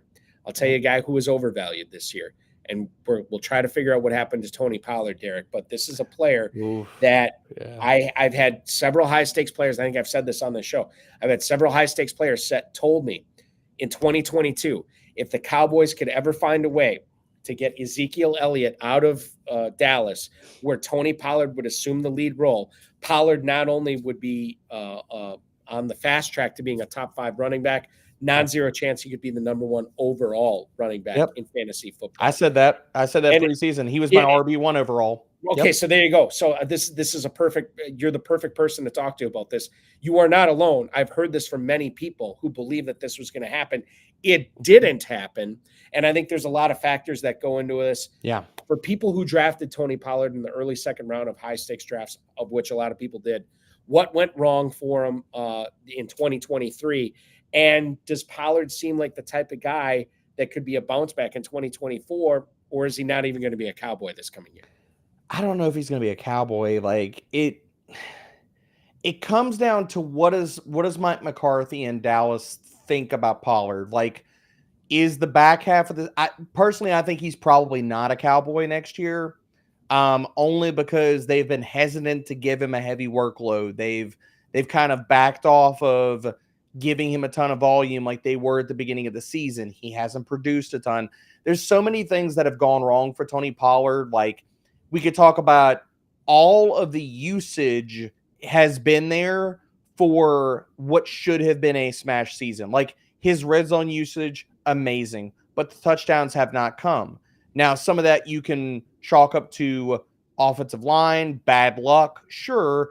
The other part about that is I didn't equate and I didn't see the tightrope procedure that he had in the offseason affecting him as much as it did to begin the season. He didn't think that either. No, right? He didn't either. He came out and talked about that. He was like, I felt like I was good to go. And then when I got on the field, you saw earlier in the season, and he's had more of that former Tony Pollard juice down the back into the season, but it was like he reached back for a second year to break off a long run. And in previous years, we would have seen Tony Pollard house said run, and then instead he gets tackled after like 20 yards. And so part of that was I didn't see the tightrope procedure affecting him that much. The other part about this that I want to bring up, and I was talking to John Owning, who's awesome. He does a lot of Cowboy stuff, works over PFF, fantastic follow. I was talking to him about this the other day. The other thing about the Schottenheimer hire and that we saw to begin this year was Tony Pollard was being used on a lot of gap runs, and that has not been his forte previously. He's been a zone runner, and we've seen Dallas towards the middle of the season, they've moved more back to a zone running scheme. So I think it's been a lot of different parts or pieces. It's been the offensive line's been a little bit dinged up, the tightrope procedure, bad luck, plus some of the run game scheme stuff. And I think all of this has built up and it's a sum of all these different parts to where Tony Pollard, and yes, I had him as my RB1 overall. I'm not going to shy away from that. I was hot and heavy on him. I was out there for anybody that would listen. I said, Tony Pollard is going to freaking smash, and it didn't come to fruition. So I'll eat all those words, but it's been a lot of things that have all kind of aggregated together to form this disappointing season for him. And it's, you know, the thing is, like, we want to be able to buy low on Pollard next year. But if he's not in Dallas, I mean, is that opportunity going to present itself? Because I think a lot of people, if he moves on to a different team, there is going to be a buying opportunity. Like, people are going to be like, oh, it didn't work out for him last year as a Cowboy, but this is the year where, and then all of a sudden the value is gone with Pollard. It's one of those things. One of the rites of passage on this show, you've already probably done it. I can't remember exactly who we all talked about last time, is to talk about Kyle Pitts. Kyle Pitts is a player. And here's the thing. There is no more polarizing when you consider the FFPC and the Fantasy Pro scoring tight end premium. There is no player that has been as polarizing literally every single year he's been in the league than Kyle Pitts. Coming in from Florida, undergoing a coaching change, philosophy change, and Pitts, I think, I don't want to say he bottomed out at the end of the 2023 season, but it's hard for me to remember a time when his value was lower. Pitts for Dynasty, Pitts for redraft, does he represent as a guy that you want to be able to get because of how low his perceived value is right now? It sounds like Arthur Smith is coming back next year. For anybody saying, oh, all they got to do is get rid of Smith and it'll be all hunky-dory. That doesn't sound like that's going to happen.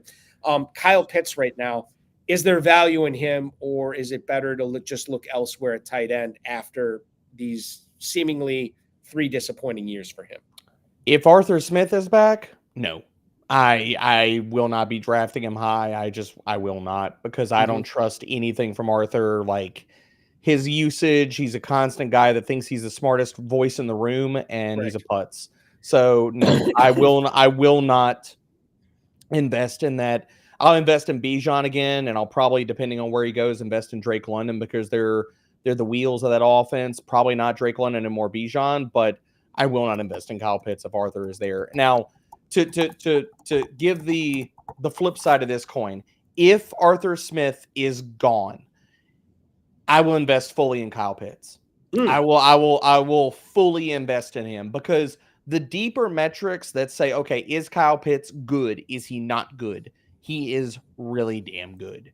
The things that I care about that, and I point back to this. This is one of the metrics where, like, I point back to, does a tight end have elite upside?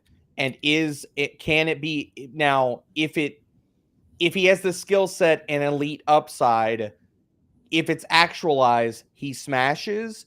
The metric I always come back to that is yards per route run against man coverage for tight ends. It's something that put me on Sam Laporta, who was a yards per route run versus man coverage savant, a god in college, and that has carried over into the NFL. Right now, Sam Laporta is second in yards per route run against man, behind only George Kittle. And Kyle Pitts is still in that top 10. So the talent is there, and we also need to rewind and understand that he was also coming off the injury. So we have not seen a fully healthy Kyle Pitts till maybe the back half of the season, where he has had a few tight end 1 weeks. Now, in saying all of that, Balky, I think the ceiling for Kyle Pitts to be everything that we wanted him to be can be actualized and can happen. But we need Arthur Smith gone to see that. So if Arthur stays, I'm out on Pitts. I will maybe draft him in a few spots just to hedge myself, but I will not be heavy into Kyle Pitts. If Arthur is gone, please, Arthur. If he is gone, give me all the freaking Kyle Pitts. Yeah, and it's worth the gamble at that point, because even if Smith is gone, you're not going to see this big vaulting of Kyle Pitts up draft board, so you can get him at a discount. It makes a lot of sense there. Yeah, because people will say, I've been burned. People's butthurt in fantasy and in best ball is real. And even if Arthur's gone, you're absolutely right, Balky. His ADP will still not skyrocket back to when it was his rookie season. So a couple of things I want to talk about here. I want to talk about Darren Armani, a former guest on the show, fantasymojo.com webmaster. Love Mojo. Okay, so he posted yesterday the least scoring team in the FFPC Best Ball Slim format. And we won't reveal who it is, but I'm going to talk about the team here. I was like, is it one of my teams? No, it's not. No, it's not. It's definitely not one of yours. This team... This is a best ball slim, so 20 rounds, and this team scored a total of 1,432 points this year. That means a best ball team averaged 84 points per game, which is really tough to do. I'm just going to go through the draft here, and I'll tell you everybody that this person drafted. Jamaar Chase, Nick Chubb, T. Higgins, Dalvin Cook in the 4th round, Calvin Ridley in the 5th. Deshaun Watson, Deontay Johnson, Kirk Cousins, Brandon Cooks, Damian Harris in the 10th, Dawson Knox, Irv Smith, back-to-back tight ends in the 11th and 12th round, Jimmy Garoppolo in round 13, Leonard Fournette dipping back into, I guess he wasn't a Bill at the time, but Leonard Fournette in the 14th round, Taysom Hill, Hunter Renfrow, James Robinson in round 17, followed by Robert Woods, Chase Edmonds, and Zamir White, which ended up being a pretty good pick in the 20th round at the end of the season. That was the worst team. This was the best team drafted in the FFPC Best Ball Slim format in 2023. Oh, dear. 20 players. This team scored 2,964 points, 174 points a week. This is not a 28-round best ball. This is a 20-round best ball team. From the 12 spot, Derek, Oh, that's even more impressive. Just off the top. Absolutely. That's wow. Okay. Here it is. All right. Here it is. Here it is. Zero RB people are going to rejoice when they hear it. Oh, Kyren's going to be on this team. I know it. All right, we'll get to it. We'll get to it. Yeah, I know. Maybe we will. Maybe we won't. Amon-Ra, St. Brown, CeeDee Lamb, Justin Fields, first 3 picks. And then DJ Moore in the 4th, Drake London in the 5th. So first 5 rounds, you have 1 quarterback, 4 receivers. Then it went off like this, round 6 on. David Montgomery, David Njoku in the 7th as the top tight end. Trevor Lawrence is the backup quarterback in round 8. Khalil Herbert, Devon Achane in round 10. Wow. Sam Laporta in round 11. We talked about the worst team getting Zamir White in the 20th round. The best team got Zamir White here in round 12, which paid off. Tyjae Spears, Gus Edwards in round 15. Trey McBride, round 16, CJ Stroud, which is my lead into the question I want to ask you. Round 16, CJ Stroud, Isaiah Hodgins, round 18, Jaden Reed. Wow. Round 19, Tank Dell. And as you correctly predicted, round 20, final pick of his draft, Kyren Williams goes down. What a draft that was. Absolutely insane. Absolutely insane. So the pick I want to talk with you about here is round 16, CJ Stroud. Let's go back to the preseason. We're watching CJ Stroud basically, for lack of a better term, vomit all over himself in the preseason. Could not connect on any passes. He looked terrible. And then the regular season happened and boom, the light switch goes on. CJ Stroud turns into a completely different player. It's not only a lesson in why we shouldn't overvalue preseason, but it's a lesson in trying to go deeper and to figure out why things all of a sudden started clicking with Stroud once the regular season started. Derek, what do you take away from what we missed on CJ Stroud and how we can make sure this doesn't happen again to let a player like him slip all the way to round 16 in best ball? I mean, I don't want to sit here and sound like I'm just taking a victory lap, but I'm going to, Balky. I was never out on CJ Stroud. I was in on CJ Stroud. When people poo-pooed CJ Stroud about S2 scores and they talked about, okay, his preseason performance, I pushed back against all of that crap. He has always been my prospect comp for CJ Stroud coming out, Balky, and people can go check the damn receipts. My primers, my profiles are still live on Fantasy Pros. Go Google it if you think I'm lying. My comp for him coming out was Justin Herbert. I stand by it.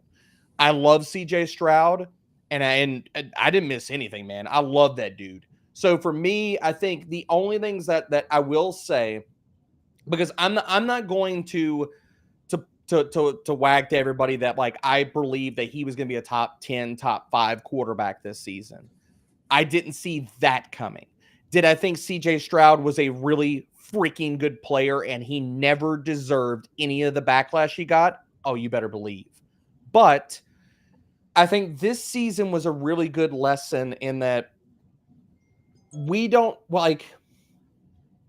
need to understand that the ceiling aspect for quarterbacks, yes, it can be tied to rushing, and we get so enamored with that, but that's not the only thing that can give us ceiling. Talent, passing volume can do the same thing. But I think the thing that we missed a little bit on Houston is we didn't know what to make out of the Houston offense. You know, even if I was high on Tank Dell, which shout out to Thor Nystrom, Tank Dell was his dude. I came around late in the process after we saw him at Senior Bowl, and nobody could cover that dude. I believed in Tank Dell, but none of us ever projected Houston to be a top 10, top 12 passing rate team. Right. So we all missed that because we didn't see that coming. So while I thought CJ Stroud was going to be a really, really good pro, and I will absolutely, I will take the lap on that. I didn't see the volume coming. And I get that. I'm just kind of curious. I mean, was it college film? Was it metrics? Like what turned you on to Stroud that made you, even in preseason, when you still would, you're staunchly like you are like, no, I'm in on Stroud. I'm going to continue to be on Stroud. What was it about him specifically that you saw? His ability to go through progressions, man. And if you turn to the immediate thing that jumped out to me about CJ Stroud and that I kept pushing back on people is his tape was ball placement porn, dude. It was insane. Like, you watch CJ Stroud's tape from college, he was all of these special, and I mean special throws that he's made in the NFL where people are like, holy crap, how did he do it? Right. All of that stuff was on his tape, Balky, going back to Ohio State. He put the ball.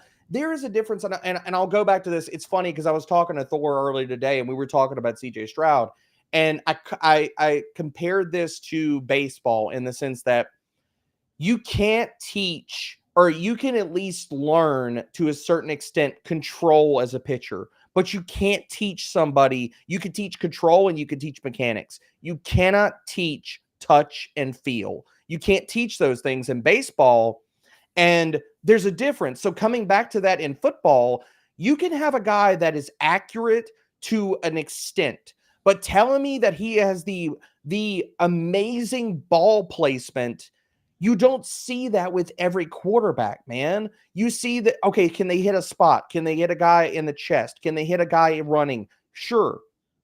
Not every quarterback can hit guys in between double coverage, can hit a guy 40 yards down the field while he's rolling to the right and throw across the freaking field and hit a guy in stride. That is not for every quarterback. So while the preseason could have shaken somebody's priors, I was like, look, this is a small sample, man. It's the freaking preseason. They're operating with a vanilla offense. It's his first time behind the offensive line. It's his first time building rapport with any of these dudes.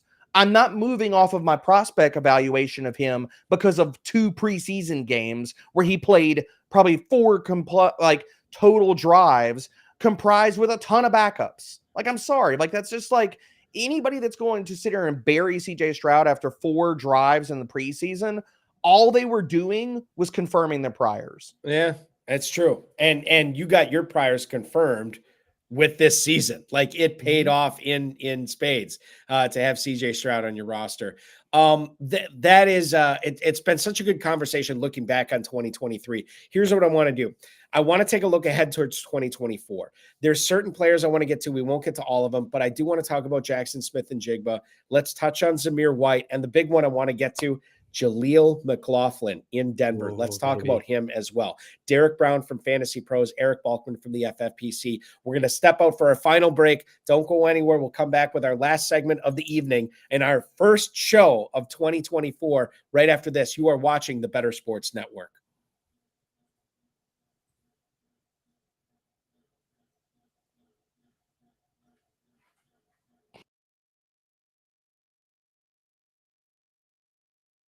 What can we expect from you out there on the track tonight? Listen, I have a wife, 2 kids. I have, full-time jobs. I'm never nervous. I don't even know what that word means. Can you explain what nervous means? No. I'm ready to have fun. I've never done anything like this before. I got asked to be a part of this. This is fascinating. Like, it's so cool to just look around and see what goes on here. So I'm just excited to get out on the horse. And you want trash talk? Is that what you're asking me for? No trash talk. I hope everyone does well. All right. Everyone's going to do well, but it has to be a winner. So give me your trifecta. Who's going to come in first, second, and third? Your heat. I will go Maria 1, me 2, Willie 3, Moose goes 4th. Well, it's very simple. I won this event last year. I won my heat, and so the defending champ has to be the favorite. Now, that makes me a little nervous just because I feel like it's hard to repeat. There's a little pressure when you're the favorite. But that being said, I'm still optimistic. So your heat, it's you, yes, Moose and Keith from Better Sports Network, and Willie Colon. I think Keith might be my stiffest competition. And I asked for this because I actually recruited Keith, if you didn't know. So Keith, if you win, you're welcome. Malusis is very good. I mean, he knows what he's doing. But I'm going to go with Maria. Keith is waving to the crowd. He must pay attention because they're off. It's Mark Malusis going for the lead. Maria Marino on the outside, and now Keith Irizarry on the outside with speed, and they're 3 wide into the first turn. Woo! Mark Malusis is locked in for his life. 138 and 2. They're into the stretch. Sportscasters Derby 2. And still in front, Keith Irizarry. And now Mark Malusis is trying to squeeze on through. Come on! Back! Come on! Let's go! Come on, dig it! Dig it! Yeah! Keith, there is Eric. Keith, you did it all the way, wire to wire, over Mark Malusis. Awesome! That was so cool. The champ is here.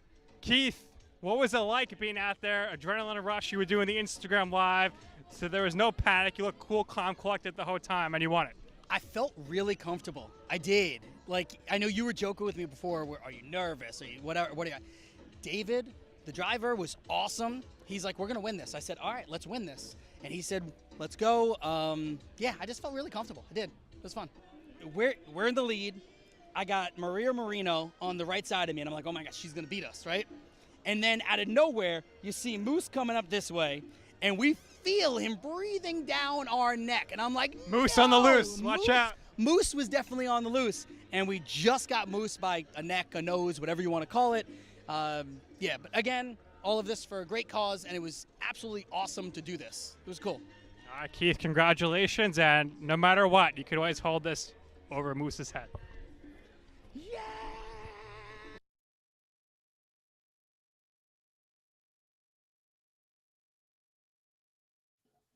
19 minutes until the top of the hour here. The Better Sports Network is what you are watching, specifically the High Stakes Fantasy Football Show with me, Eric Balkman, and him, Derek Brown from Fantasy Pros. We're going to take you all the way up until the 9 o'clock hour, until the best of the Better Sports Network takes over your earways and airwaves. I want to remind everybody, if you're looking for some extra action this week, the FFPC Weekly Challenge is here for Week 18 in the NFL. No draft, no salary cap, no convoluted rules. It's the same format as the FFPC Playoff Challenge, which is also live at myffpc.com.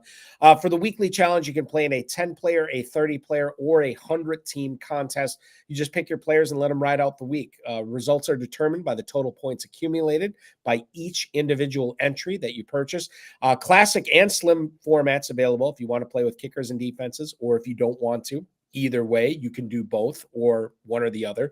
$35 price point, $200 price point. There's a contest for everyone there. New users will get $25 off their first FFPC entry of $35 or more. Just use promo code ALARM at myffpc.com. That's ALARM at myffpc.com. Let's take a look, Derek, ahead to 2024. Let's lead things off with a player. I commission a ton of drafts for the FFPC. I facilitate a lot of hybrid leagues, live and online players out at Las Vegas, at Planet Hollywood every year. And one of the things I noticed that last weekend before the NFL season started this year was a player named Jaleel McLaughlin that was not even being drafted in late August. But he was a player that was 19th, 20th round pick in early September. And then, you're looking at the final few days before the NFL season started. All of a sudden, McLaughlin had ascended to a 16th, 15th, sometimes a 14th round pick. Your thoughts on why Jaleel McLaughlin, why it didn't happen for him this year, but why it's going to happen for him in 2024? I want to sound like I'm just out here making bold takes and stuff, bulky, but I think right now, Jaleel McLaughlin's going to be a top 24 running back next year. Wow. And it did not happen this year because you had a muddied backfield between him, Samaje Perine, and Javonte Williams. I think Perine is gone after this year. They signed him in the offseason to work in tandem with Javonte. And what we've seen out of Javonte Williams this year has been very disappointing. And I love Javonte. I was huge on him as a prospect coming out, but that knee injury, he's lost some of the juice, man. He's lost some of the tackle breaking ability. Down the back half of the season, we're not seeing him break tackles. Maybe a full offseason, he gets some of that back. But I don't know if we ever see all of it come back, because you see these guys like Saquon and Breece and all these guys that like were top tier, run 4.3s, athletic freaks. Javonte, I'm not saying that like he's a schlub, but if you look at the athleticism and stuff like that, he's a 4.6 guy. Some of those things are more borderline. And so if he lost a little bit, like 10, 15, 20% of what he used to have, it's going to impact him more than Breece or Saquon. Again, maybe he gets it back, but dude, I think it's wheels up for Jaleel in the upcoming season. And it's because if you look at McLaughlin on a per touch basis, He's up there with Devon Achane on every single freaking metric. Like literally, this is a guy, Balky. Okay, so we have 65 running backs, and I wanted to make sure I pulled this up during the break. 65 running backs with at least 50 carries this year. This is where McLaughlin ranks, and these are the three categories that I care about for running backs, looking at an efficiency perspective. He is 11th in explosive run rate. He is 4th behind only Jalen Warren, Devon Achane, and Antonio Gibson's in there. That's a conversation for a different day. In missed tackles forced per attempt, he is again 4th in yards after contact per attempt. So you're talking about, okay, every single one of these tentpole efficiency metrics, this dude is top 12 in. As well as if you want to talk about his pass game utility, which if we're playing in PPR leagues at the FFPC, we want that. We need that. Amongst every running back with at least 20 targets, he is 4th in yards per route run. He's immediately behind Breece Hall and Alvin Kamara. In all of these spots, he's telling us on a per touch basis, he's an elite player. And now you have Sean Payton, who has also come out of the airwaves and say, I keep giving the kid more work because he's producing every time we give him work.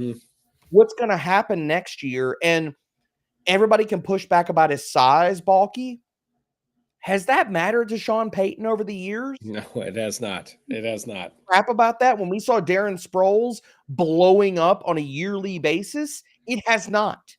So Jaleel, I sound like I'm drinking my own Kool-Aid here and I'm insane, but all of the numbers say if he gets the opportunity, which I think he does next year, he is going to smash. I think the other thing to keep in mind with McLaughlin too is that there was a fever pitch for him in September as far as players wanting to draft him, and it never rose higher than, like I said, like the 14th, 15th round. So given his performance this year or lack thereof, is the noise ever going to get super high where you don't want to take him because he's too expensive next year? Probably not. Now, if it gets to that point, it gets to that point. And hopefully you have your shares of Jaleel McLaughlin by then. But you are going to have several months in order to build up that portfolio for McLaughlin this coming year, which makes a lot of sense because you could basically get him for free, which makes, a lot of teams, it's going to make a lot of teams really, really good in best ball tournaments next year. Sticking with running back, Breece Hall. I have seen him called a PPR scam by some outlets these last couple of weeks because of what he's been able to do with check down Charlie at quarterback. And you have Hall just accumulating these monster FFPC weeks because of his pass catching prowess and the fact that the Jets quarterbacks just don't throw the ball down the field. Well, one quarterback that will throw the ball down the field next year is Aaron Rodgers, and he should be back in full force. I'm worried about the end of the season for Breece Hall causing people to draft him higher than they should in 2024. What are your thoughts, Derek, on where you would be comfortable taking Breece Hall, given that it's probably going to be Aaron Rodgers helming what should be a better offense next year? But I guess until we see what they do on the offensive line, we can't make that claim yet. Balky, tell me what your concerns are, because outside of the offensive line, man, like I'm all in for Breece. Like, but I think he's the guy that could challenge CMC next year. Like, okay. I really do. Here's the thing that I worry about with him, and I kind of alluded to it. I'm worried that Rodgers will not throw to him as much as not necessarily Zach Wilson, but like the Trevor Siemians of the world. The fact that Hall got so many targets and catches at the end of the season, I don't know if he gets as many next year. And I think the fact that this is all fresh in our minds, that Hall might be going to a place that is uncomfortable drafting him. But if you think that he's going to rival CMC, well, then it shouldn't matter, right? Draft ADP should not, at that point, it should not matter where you want to take Breece Hall, because if he's going to have that type of season, you're willing to take him anywhere. Yeah, I mean, I'm willing to take him, man. Like, I think that you're looking at a guy, and good Lord, Nathaniel Hackett is such a buffoon. He came out and he's like, well, I didn't know he had that type of stuff in him. I mean, come on, man. Like, come on, dude, really? We're talking, seriously? Like, Breece Hall has had the pass game upside. It's always been there, man. And what we've seen out of him, if you were telling me, for the life of me, as you were rattling that on, like about like people talking him as like a PPR sham, like, have you watched any of the games? Have you looked at any of his stats? I just told you he's top 5 in yards per route run. It's not like he's getting all these checkdowns and he's like, catch ball, fall down, catch doing ball, nothing fall with down. them. Right. Exactly. Yes, Yeah. he's a freaking awesome receiver. He's making plays after the catch. Those are things where you are a receiving weapon. Right. So anybody talking about that, you could miss me with all of that. Miss me with all of that. And as far as Aaron Rodgers goes, when he comes back, if you look at 2022, different offense, but look, it's Hackett. It's going to be very, very similar. And it's going to be the offense that Aaron Rodgers wants to run. Mm-hmm. His check down rate amongst 48 quarterbacks last year, he was dead in the middle of it. He was 27th. Now, I'm sure if I pared this down and created more dropbacks, I mean, we're looking at like an 8.3% check down rate. That's healthy, man. And also, let's use our mind's eye here, Balky, and look at like what the Jets passing attack looks at next year. Like, who's going to be the number 2 if it's not Breece? Like, is it Al Mazard? Probably not. Mm-hmm. Do they have a tight end of any consequence there? Is there any other receiving options outside of Garrett Wilson? No. Do they probably bring in another wide receiver? Maybe, but that's still a projection. So right now, Breece Hall could easily be the wide receiver 2 in this offense on a weekly basis. And the one thing I will say about Hackett that he has done wisely in the past, and there's a tweet floating out somewhere in the ether of walking into this season that I put out about Breece Hall.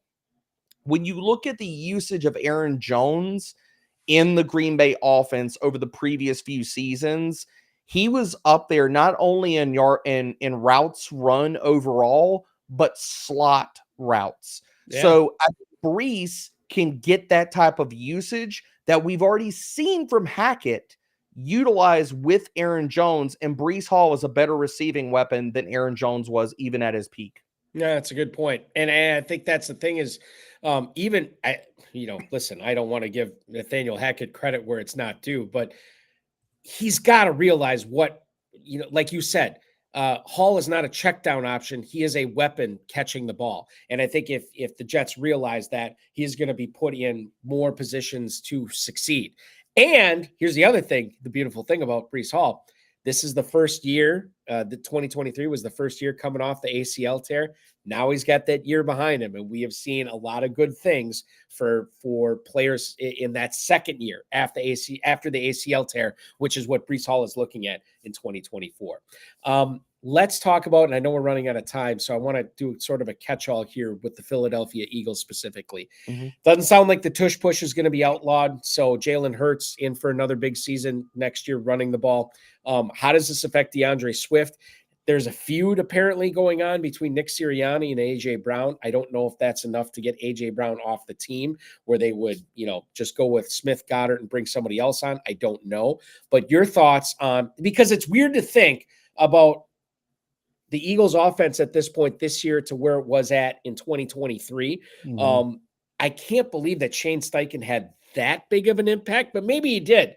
As we look forward to 2024 and you look at those Eagles on your draft board, Derek, what are you doing with the likes of Hurts and Swift and Goddard and Brown and Smith?